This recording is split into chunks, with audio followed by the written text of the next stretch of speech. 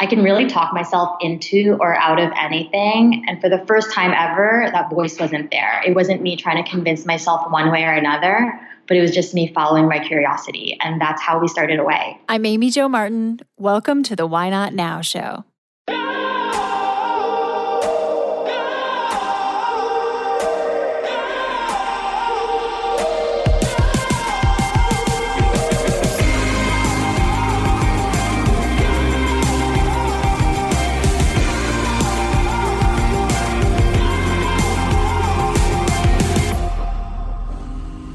You know that thing you've been thinking about doing? Yeah, that one. Why not now? Have you ever actually taken the time to ask yourself, what's stopping me? Let's talk it through. This is your chance to give that idea the attention it deserves and take action. Each episode, I have a chat with a fascinating person, from entrepreneurs to athletes, celebrities, my parents, rocket scientists, and all walks of life. We talk through a critical time when they've asked themselves, why not now? We dissect that day or even that moment, step by step. Just let go.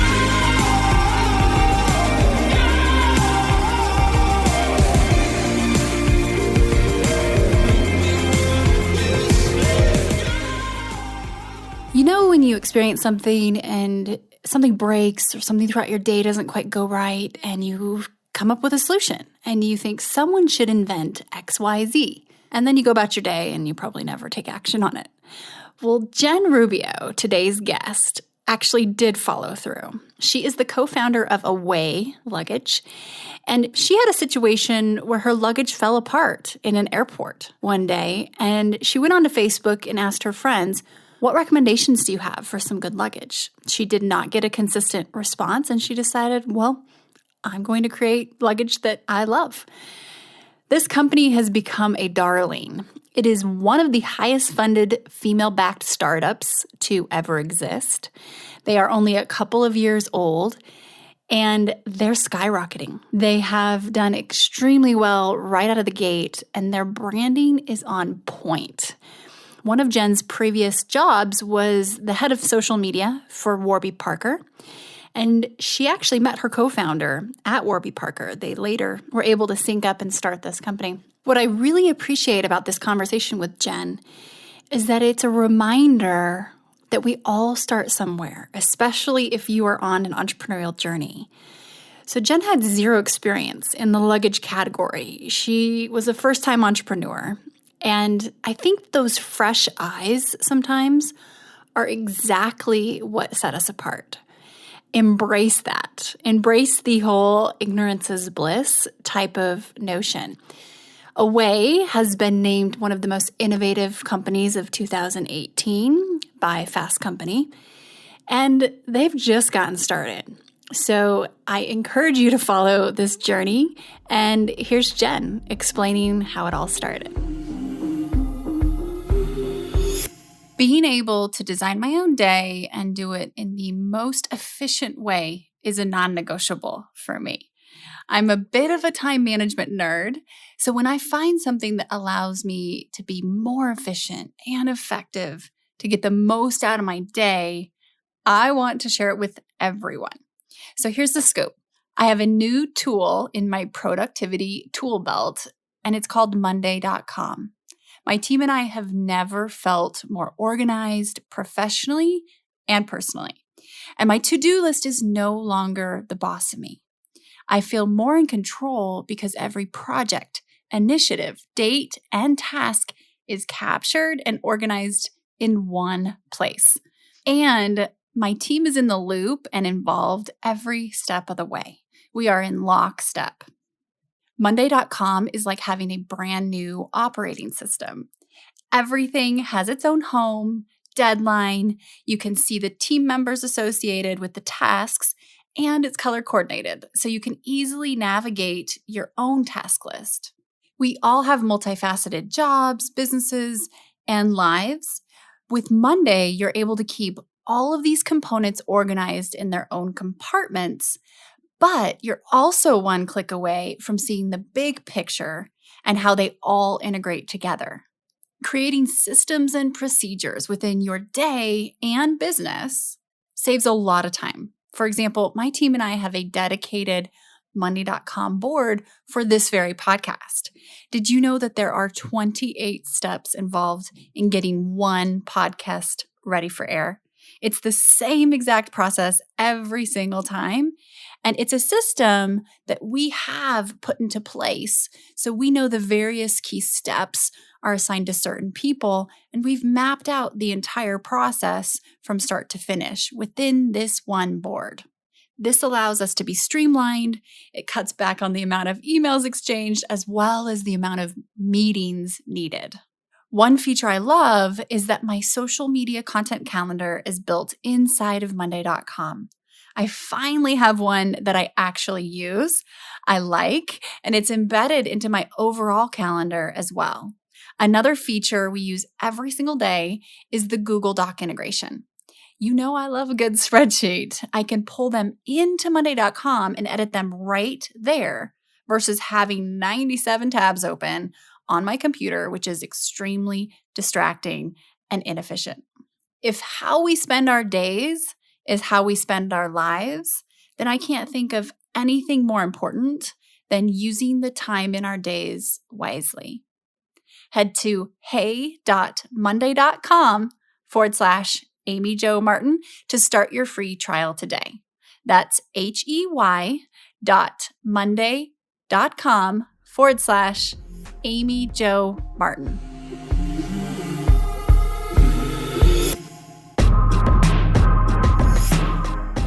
Jen, welcome to the show. Thanks for joining me today. Thanks for having me. Absolutely. Let's hop right in the spirit of why not now. Can you tell me about a time when you had a big decision to make and you had to ask yourself, why not now? You know, it's funny. It almost feels a little bit like cheating because by far the biggest decision I've ever had to make in my life was to decide to start this company, to start Away, and to pursue entrepreneurship and being a co-founder. And it started in 2015 when I was traveling. I was actually in between jobs and my luggage broke, and I was in an airport, kind of, super annoying thing, the bag breaking. And I go home after having to duct tape my bag together. And I started asking my friends for recommendations for luggage. And it really started out as a series of complaints and a series of listening to people and realizing that what I was looking for just didn't exist. And I think a lot of times, people think there's this aha moment of my luggage breaks. I think I'm going to start a luggage company. And it happens like that. But it was really slow play. It was a lot of me talking to people about what bags they would recommend. A lot of people having nothing to tell me, me doing tons of research, catching up with people. And I think the idea just wormed its way into my head. So, I mentioned I was kind of unemployed at the time. I had just spent some time in London, a few years working at a fashion retailer. I had left that job. I took a job as an interim CMO of a juice company in a world that I really knew nothing about. And I was kind of looking for my next step. So I say it's kind of cheating because it's not that kind of fork that people come to in the road of, should I quit my job? Should I take this job versus that one? But I think what I realized was that for the first time in my life, I wasn't asking myself, why shouldn't I do this? And what I learned at an early age is that I can really talk myself into or out of anything. And for the first time ever, that voice wasn't there. It wasn't me trying to convince myself one way or another, but it was just me following my curiosity. And that's how we started Away. Did you have entrepreneurship on your radar in this interim between career stops? Was this already a seed that was planted where it was even easier to give it water, or was this just kind of a curveball? I of course was aware of entrepreneurship before before I lived in London, I worked for Warby Parker. And obviously, Neil and Dave, the co-founders of Warby Parker, were just incredible role models and mentors and bosses. And we learned so much from them. But I didn't spend my time at a startup thinking, I'm going to start one day. In fact, it was just, I never wanted to work at a startup. It was like a happy accident that I started working at Warby Parker. And I guess I've just always been following what I'm passionate about. And in that pursuit of the things that I'm passionate about and the things that I'm curious about, I've interacted with a ton of founders and entrepreneurs and startups.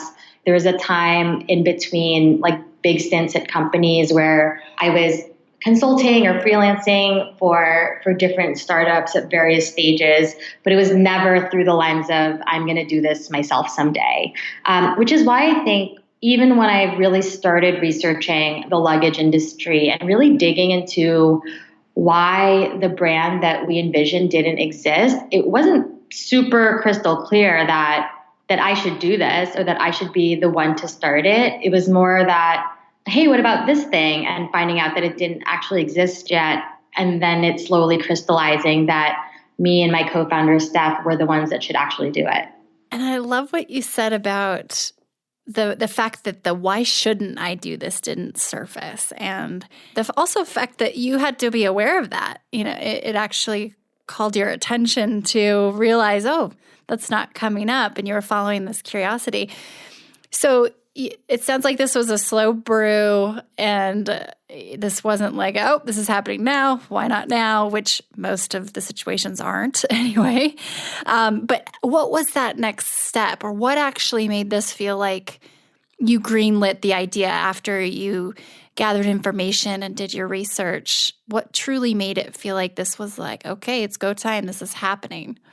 I think every little step along the way made it feel that way. So, I think in the beginning, well, one really crazy part of all of this was that when all of this happened, my co-founder was actually in business school and I was like in the middle of interviewing jobs, and so was she.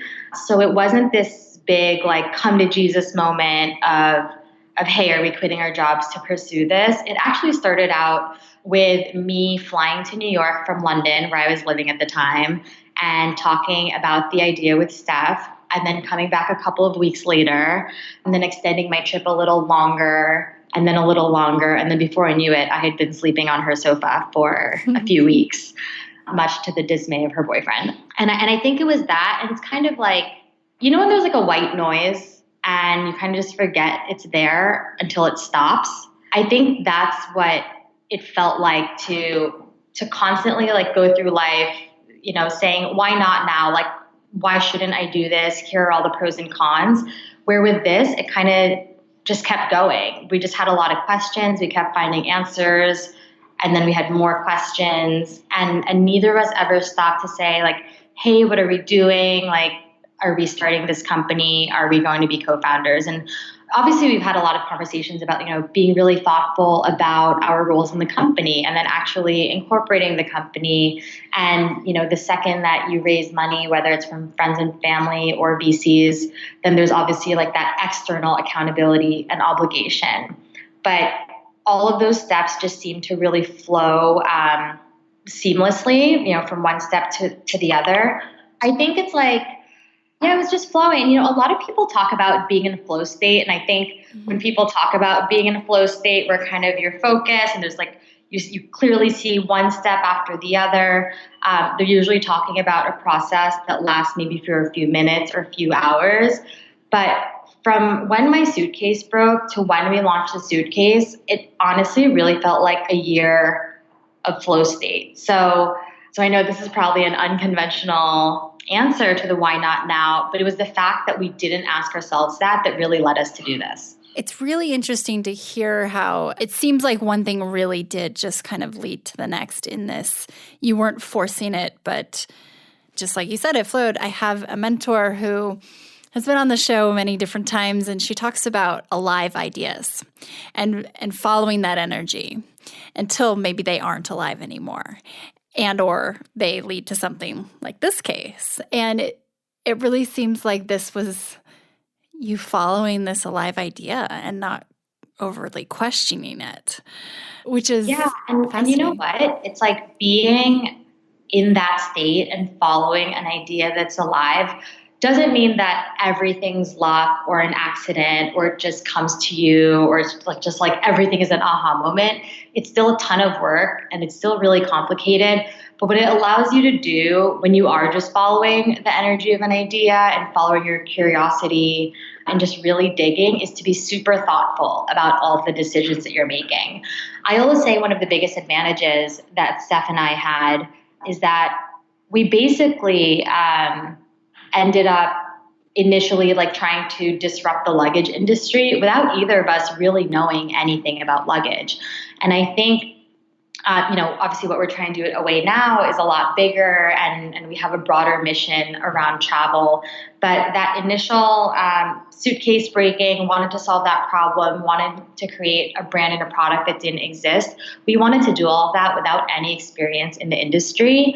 And I think that really worked out well to our advantage because there was no, this is how it's done.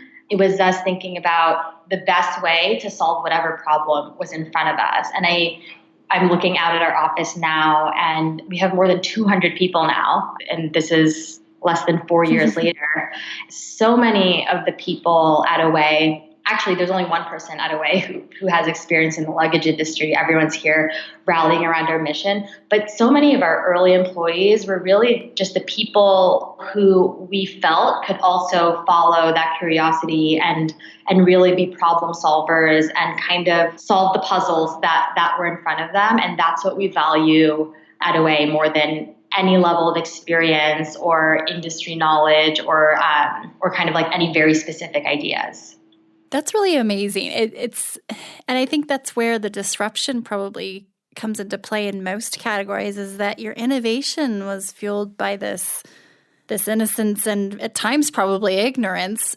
Not that you didn't have business savvy, but of the industry. And that's what actually helped you break through and be so different. And that you still to this day have a foundation with your couple hundred employees that are in love with the mission and they come to work for the mission, not necessarily for the what, but it's obviously the why. And so what has been and congratulations, let's not bypass this. I mean, your growth over the last 3-4 years has been incredible. I mean, you're a first-time entrepreneur and this is just, it's amazing. I love that you're female founders.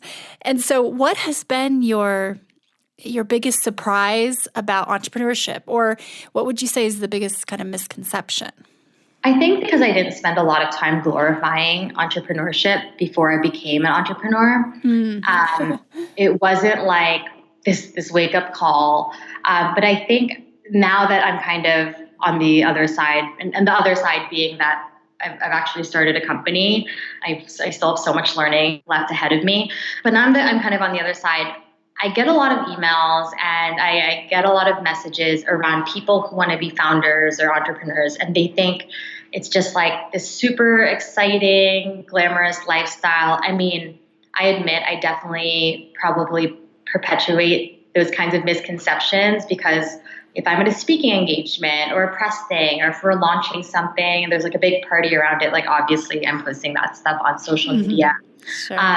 But I think there is this kind of misconception that like, that's it. And being a founder means that you start a business and you hire a bunch of people to do all the work and life is good. And it's just completely the opposite of that.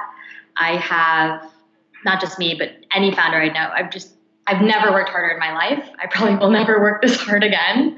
And it's such a wild ride. And I think one of the biggest strengths of me and my co-founder is just knowing that there's so much that we don't know.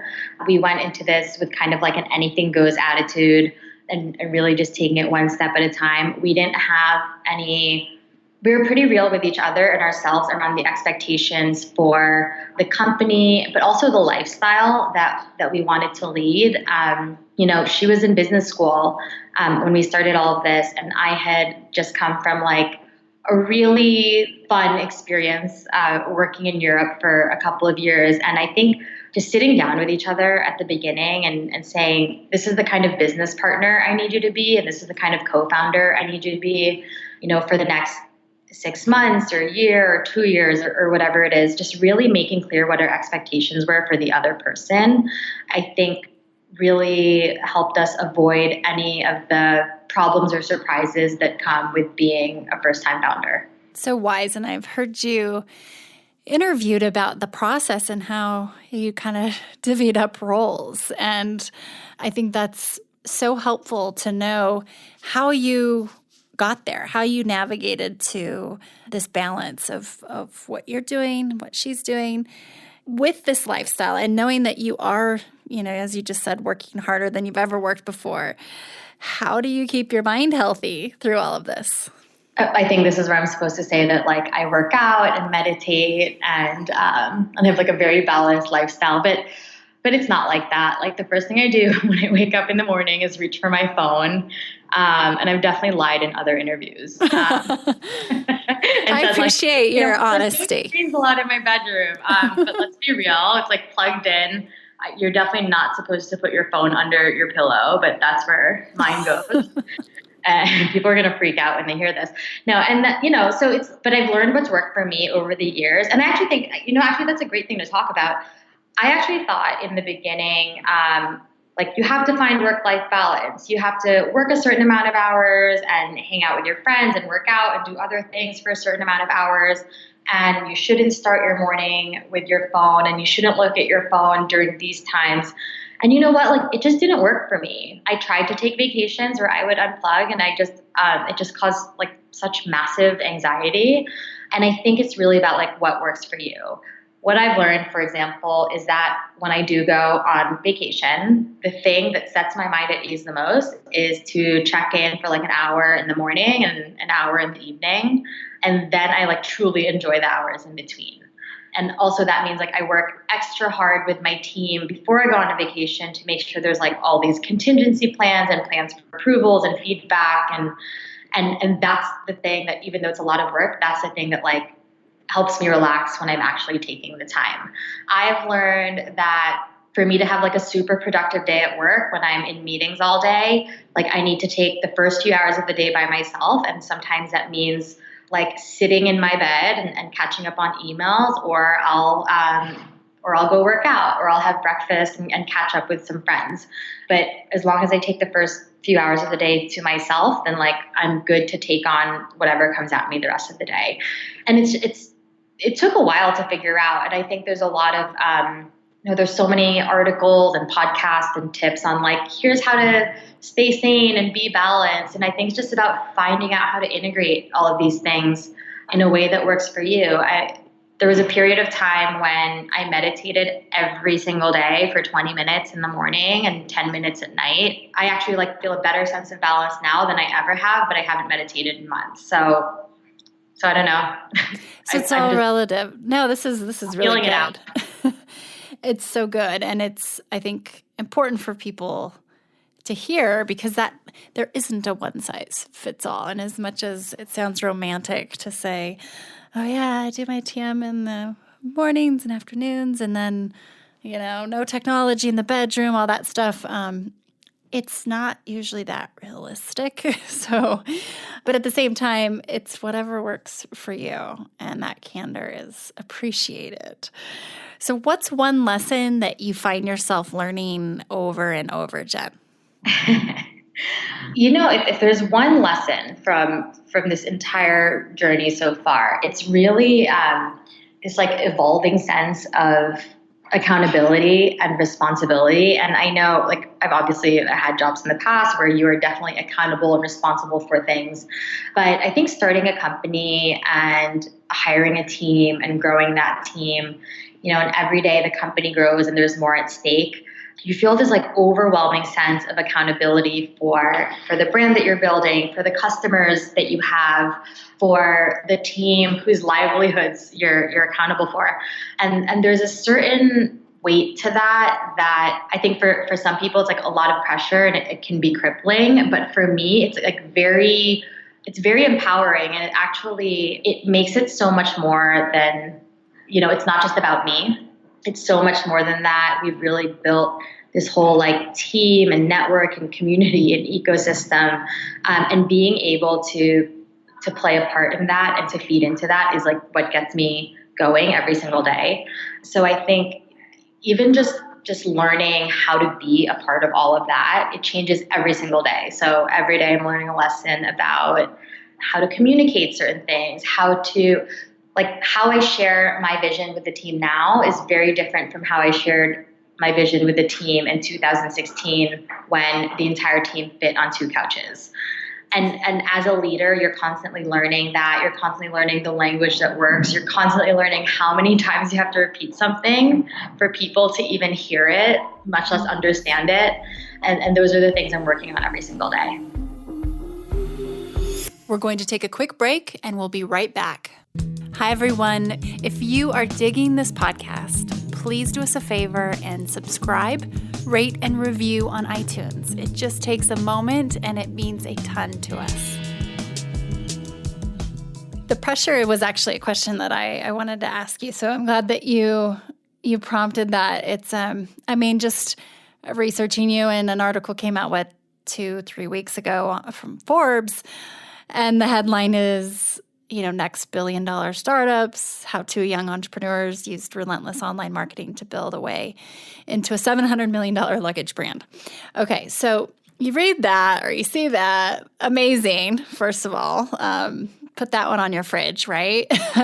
Yeah. As this, these inflection points are happening left and right, and it's building and growing, do you find yourself feeling the kind of the gravity of having to constantly level up and think bigger, or is there like a self-concept catch-up happening here? Do you see yourself in the middle of it?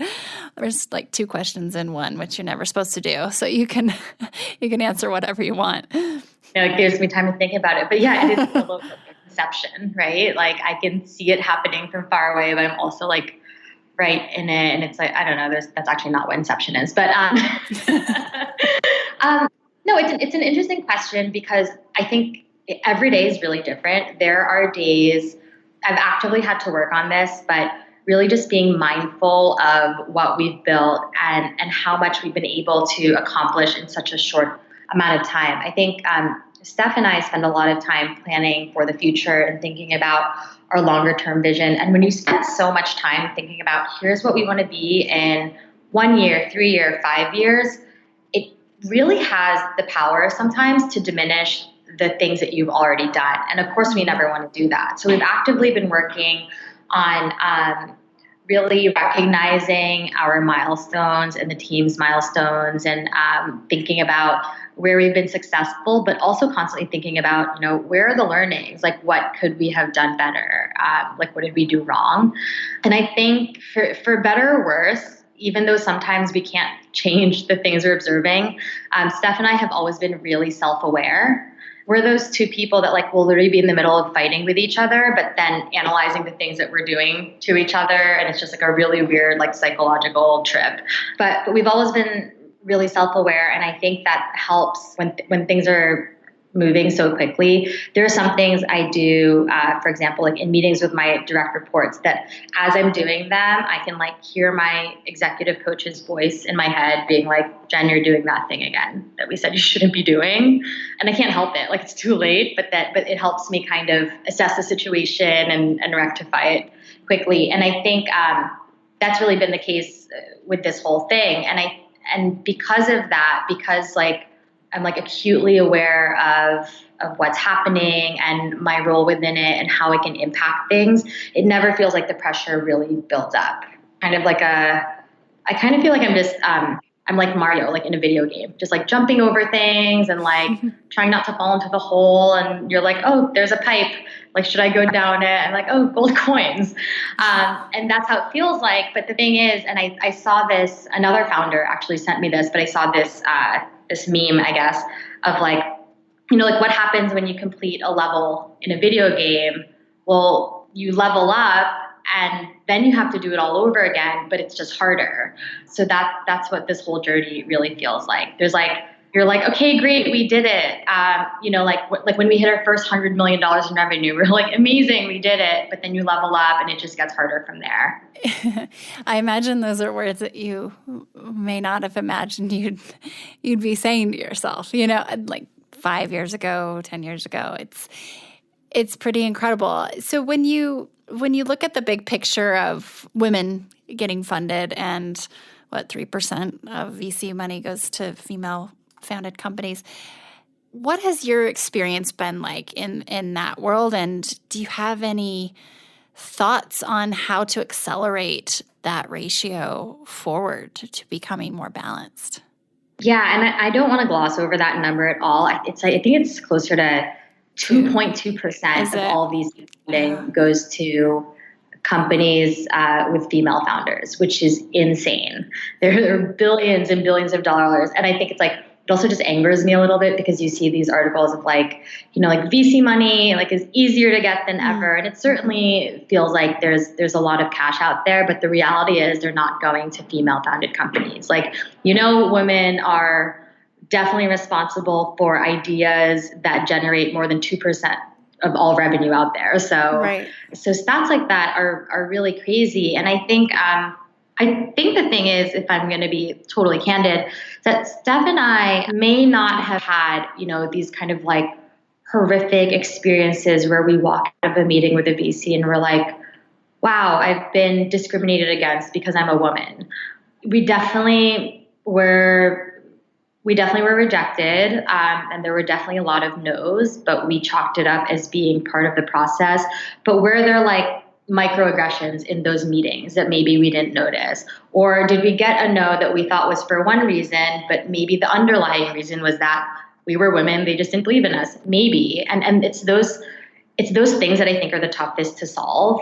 Like I think when you hear stories of like just outward like gender discrimination or just people being like just really horrible, like outright horrible to you because you're a female founder, that's one thing. But I think it's really those like subtle, like nuanced things that are so hard to solve for. And I don't think I can solve for that. I know what I can do as a woman who has had some success as an entrepreneur, is now that I'm able to mentor and invest and inspire other women to do the same. I do as much of it as I can.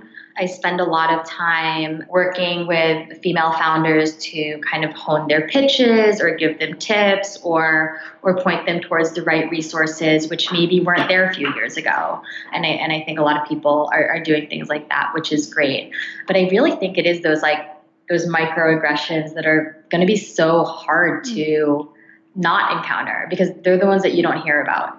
Yeah, absolutely. They're hard to identify and then, like you said, solve for. It's such an interesting time, and thank you for the work that you're doing to mentor female founders, to invest, to share what you've learned, because that's one of the key ingredients to the formula for creating more balance. And the more we have of you, the more that will accelerate.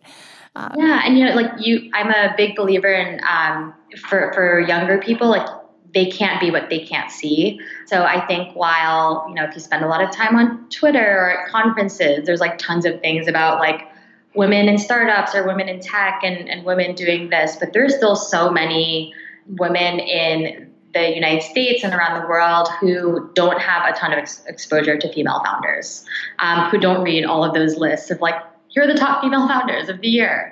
And I think even just like looking for different vehicles to tell our story and to make sure that people see that it can be done is really important to us. Oh, it's huge. I agree. That seeing is believing. And I imagine, I don't want to put words in your mouth, but the fact that you were exposed to what you were exposed to with Warby Parker and the culture and the innovation and entrepreneurship probably planted seeds in you that have helped you, but to see more females is even more so where that scene is believing. So yeah, I think within just one thing I want to add to that, even just like one step removed from me, it's not like For example, my little sister lives in New Jersey, in the home where I grew up. We've never really been that close because there's a big age gap, and I'd already like left the house and moved to LA, like when she was kind of growing up and a teenager, or not even a teenager. And last month I took her for the first time to the Girl Boss Rally, which is the conference that Girl Boss puts on. And if you think about me, like, I'm her sister. I've been fortunate to get like a ton of press. I mentor so many female founders. I've invested in female run companies. And this is kind of like my mission and what I do and what excites me. And then here's my sister, who's literally like my blood relative who I grew up with. And she was being exposed to it for the first time. And she told me, and it was like a very emotional moment for both of us, but I think, she told me for the first time she could see what I had been working on, and she could see that other people had been working on things like that. And she met an amazing community of people at that event, and met a lot of other girls who were in her position, were really new to this. And I just think it's so powerful. I think if we just kind of get out of our little bubble and think about who's out there that doesn't know what's possible, and make sure our stories get to them, that's so crucial. Yeah, huge. And thank you for sharing that too. It's the more, and Sophia Amoruso has been on the show before, and it's been amazing to see her journey, but that the demographics and the age range of where to even start with the whole scene is believing is, I think, a really interesting conversation as well. To switch gears for a second. So I purchased, I don't know what it's called, but it's your set. It's your 3 different sizes a couple months ago. And when I look back at the process of how I became aware of your brand and the decision-making process, it's pretty fascinating because I had only seen friends share their away luggage on Instagram. And after enough times of seeing my friends share it, it was just like, oh, okay, that's what I'm getting next, because I already respected their opinions. I don't want to go shopping around for it. I hate comparing things online, so on and so forth. So I didn't even think twice. It was just like, oh, that's what we're getting next. Then I look at you, and as an influencer yourself on Instagram, whether or not you like to refer to it that way, but just having influence, your influencer marketing strategy, it feels very organic to me versus kind of the forced intentional. But has that just been my exposure to friends, or what has been, your take on influencer marketing for your brand, and then where do you see it going? Yeah, it's I think for us, it goes back to this guiding principle from the beginning of if you think about how many brands are born every single day, it's amazing, right? Like, e-commerce and starting a business is easier than ever. Like, the barrier to entry is very low. There's like all these tools out there and technology that didn't exist even a handful of years ago, where you could, I'm not saying this is the way to do it, but you could literally like go online, find a supplier, get a thing made, open like a Shopify account. You can now process credit card payments through Stripe. You can do all of this stuff and start a business overnight, start advertising on Instagram, and there you have it. Like, you have an e-commerce business, and obviously that's super simplified. And it's great, but that also means that there are hundreds of new brands every single day, and you see them, all over Instagram. And kind of like in this ecosystem, the way we thought about it was that it doesn't matter, like what our brand isn't what we say, it's what people say about us. Mm-hmm. And the people could be press or influencers or your friends or literally anybody else. But who cares about a brand who just started a website and is saying that they're amazing and so great? Like, who are you going to believe? So from the beginning, we were like, whatever story we want to tell, it has to be a story that somebody else tells for us. And that was really what we were going for. It wasn't like, hey, let's do influencer marketing and get a bunch of people to post about us. Mm-hmm. From the beginning, it's been about like finding our story and telling it in a way that resonated with other people that would make them want to repeat it. Every single thing we do at Away, we're like, is this something that people would talk about over drinks or dinner with their friends or family? So with kind of that in mind, like obviously influencer marketing is a great way to do that, but only if that's really your approach. Like the approach can't be, let's give them a product and give them money and like pay for them to post about it. And by the way, like here are all the guidelines for the post and what you're allowed to say and what you have to tag it with, and like we have to approve it. So for us, that authenticity and that creative freedom has been a really huge part of what we're doing. I very much believe in paying people to create content and, and paying creatives because like their work's not free, and supporting what they do. So, but when we think about paying influencers, it's not to post, it's to fuel like the creative projects that they're working on for us. So we actually have this thing called the Away Collective, and it's like people that we've built relationships with over the years. We basically tap into them for creative projects to work with us on like, for example, like imagery for our marketing, or to help us launch new products. And that's like a kind of formalized version of what we do with I think at this point, thousands of influencers and content creators. So we've just formalized that a little more and are piloting it with a few dozen of them. But it just boils down to they find the brand interesting, they find our products useful, and they find that we have a story that they want to tell. And we still stand by the fact that like it will never be ROI positive to pay to post. And then that's not what we do. And even beyond just influencer marketing, we think about how do we do everything, whether it's the unboxing experience or the experience that you have when you walk into one of our stores, or the experience that you have when you're interacting with a brand on Twitter. How do we do everything so that it sparks a conversation and it gets somebody to talk about that interaction with somebody else? And because of that, word of mouth continues to be one of the top ways that people find out about Away. And that's what I was exposed to 100%. I mean, through digital, social media, but I love the organic nature, but also very strategic and in your approach. And that's partially what kind of sold me. So it's fascinating to experience that as the consumer and that word of mouth. I think one of the worst things you can be as a brand is to be forgettable.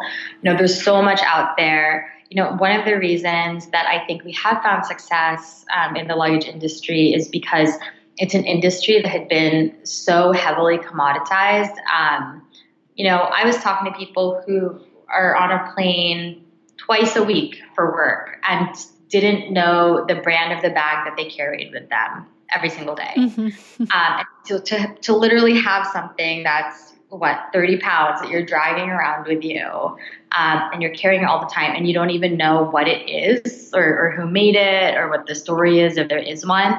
That's where we saw the real gap in the industry, and that's where we saw like the real white space for what we could create. So Away like made a splash because we entered an industry full of very forgettable things. So for us, it's a constant challenge to think about like, how do we make people remember us and how do we create new stories for people to tell? So smart. And you're doing an amazing job. And I have a couple of rapid fire questions for you to wrap us up. All-time favorite book, Jen? Anything by Adam Grant. Oh, he's been on the show too. So anything, really? And I'm in good company. You are. And I think about originals because he does talk about Warby Parker quite a bit. And okay, so that's awesome. And what keeps you up at night? What I just said, just how do we make sure that people remember us? Mm-hmm. Fair. Pirates or ninjas? Who is tougher and why? I'm really scared of pirates. Like So you're team pirates? Yeah, you know what? And we'll get into this. This is not belong in a rapid fire thing. Yeah, I think pirates, but like the old kind, not like the modern day ones. Good distinction. I am also team pirates, but I am going to start making that clear to people as well. Two very different energies there. Exactly. And advice to your younger self, what would that be? The only things I can think of are so inappropriate. Bring it. Just keep going. I think there's so many times that I tried to follow my curiosity and people were like, what are you doing? Stop. And I'm glad I kept going, even when it didn't really make sense. Like the road here definitely has not been linear. Thank you so much for your time and just being willing to, you're obviously very busy, but share and give back through the knowledge and experience that you've had. I am excited to continue to follow your journey and just grateful for your wisdom. Yeah, thank you so much. And thanks for being a customer too. Absolutely. Proud customer. I love being able to flaunt that around. I love it. Okay, thanks, Amy Jo. Take care. Thank you.